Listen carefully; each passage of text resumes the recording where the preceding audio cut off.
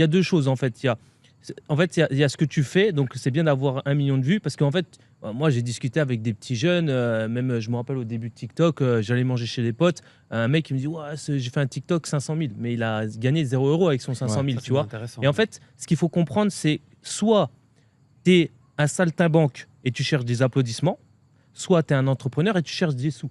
En fait, soit tu veux chercher des applaudissements, des likes, et donc du coup, bah, ça pour moi, ça sert à rien.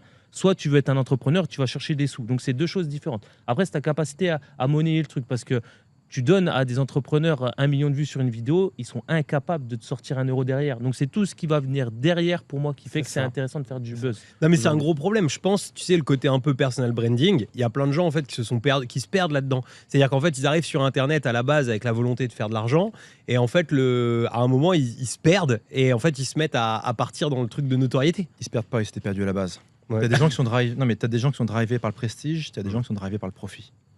Ça. Le mec drivé par le profit, instinctivement, il va se dire ok, vu, pas vu, je m'en fous, je veux des clics, je veux des conversions, je veux des leads, etc. Je veux des paniers moyens, etc. Le mec qui est drivé par le prestige, ce qu'il veut, c'est avoir l'air cool, ce qu'il veut, c'est maximiser sa reconnaissance sociale.